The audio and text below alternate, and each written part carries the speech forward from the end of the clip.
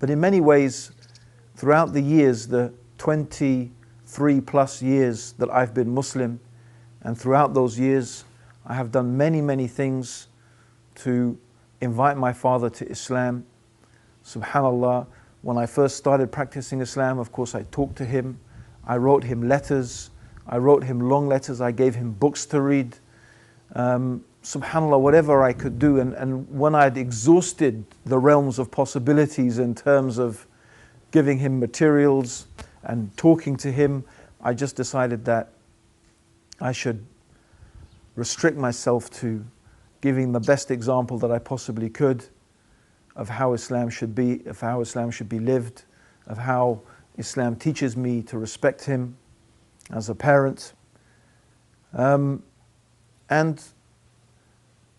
I always really, sometimes I have to say, thought that my father was really, to be honest, someone who I thought was very closed-minded to the possibilities of Islam.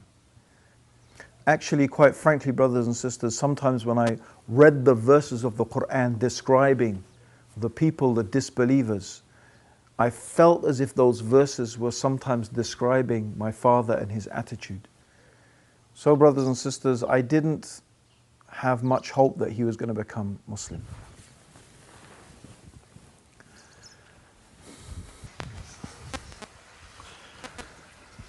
Now, my father had been very ill for a couple of years, and there were quite a few times when me and my mum really thought that he wasn't going to make it. And as it happened, a few weeks ago, when I came from England, I arrived in the hospital and went to see my dad, and I really looked at him and I thought, you know what, it really looks as if he could die tonight. I mean, he was looking really rough. And I really thought to myself, you know what, if I don't say something, I'm never gonna forgive myself. I know that I've tried, I've given him dawah, I've given him books to read, I've tried everything, but I have to make this one last effort. And I had spent a long time thinking about what I could say, how I could say it, what was the right way to approach him. He was already very ill, so I didn't want to distress him. I didn't want to make him more upset. And of course, to be honest, I was also afraid that he might say no, he might reject my invitation, reject my offer. And then I was even worried that if he did say the Shahada and he did enter into Islam, then what if he got better and he came home and recovered and became even maybe more arrogant against Islam? That was even more scary. So it's really, brothers and sisters, a very, very difficult thing. Anybody who is a convert to Islam, who has parents who are not yet Muslim, they can relate exactly to this dilemma, to this difficulty that I was going through. And this was all compounded even more by the fact that my father was not well. Brothers and sisters, never underestimate the power of dua, because it was then when I was almost at a loss. I didn't know, I couldn't rely upon my own intellect, my own strength. It was something I just needed the help from Allah subhanahu wa ta'ala, and I just asked Allah, please, Allah, find me a way to find something to say to my father. And so, as he was lying there, I said to him, Dad, I've got something really important to tell you. Are you listening? Now, my dad really couldn't speak very much, and he just nodded his head. And I said, there's something I have to say. If I don't say it, I'm going to regret it. And then I told him that on the Day of Judgment, a man will come in front of Allah. And this man will have scrolls of evil deeds as far as the eye can see in each direction.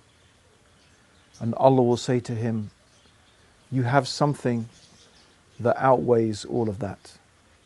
And the man will say, what is that, my Lord? And Allah will say to him, you have this piece of paper here, and on it is written a statement that you made. There is no God except Allah, and Muhammad is his messenger. I said, so Dad, this is the key to paradise. This is the success in the life to come. What do you think? And he nodded his head. I said, does that mean you want to say those words? And my dad said yes. Together, he said with me the words, there is no God except Allah, Muhammad is his messenger. Ashhadu an la ilaha illallah wa ashhadu anna Muhammadan Rasulullah. Now, the truth is, brothers and sisters, I had to leave at that time because the hospital has quite strict visiting times. And I was very confused.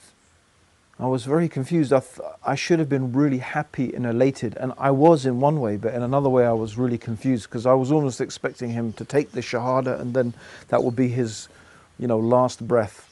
But subhanAllah, I left and I was thinking, what if he gets better and he comes home and he doesn't follow up with Islam? And so as it happened, well, that's it. I just left it at that. I didn't really tell anybody about it. I just sort of kept it to myself. I was really happy he'd said the Shahada. He seemed to be genuine. He seemed to be sincere. But, I visited him the next day and he didn't remember. And that's how he was. He would not really remember anything from one day to the next, or even really from 1 minute to the next. But subhanAllah, that was not the end of it, because 3-4 days before he died, I was leaving Portugal to go back to England for the new Muslim retreat that iERA holds. Muslim Now, we hold a retreat for the new Muslims. And I was going there to give talks and lectures in that retreat, so I really had to get back to UK.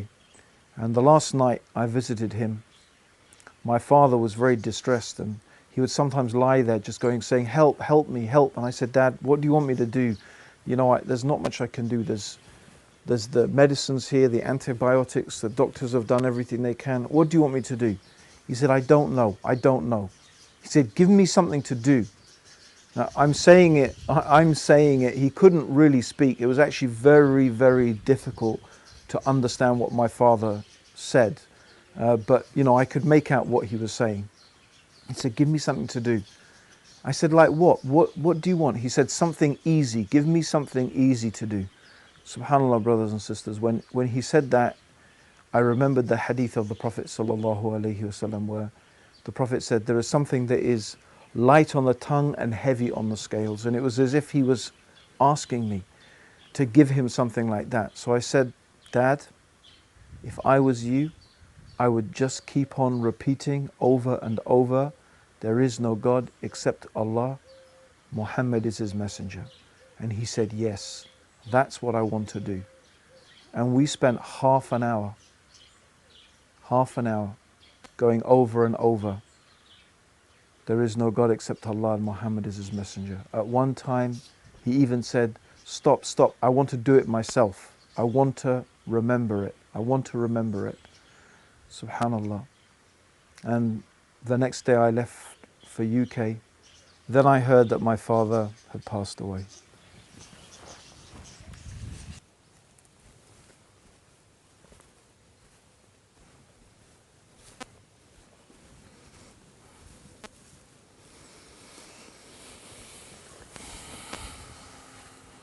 Right now, brothers and sisters, I'd like us all to reflect deeply upon the lessons from the story of my father. And for me, the lesson that I have learned and that I would like to pass on to you is really about patience and perseverance.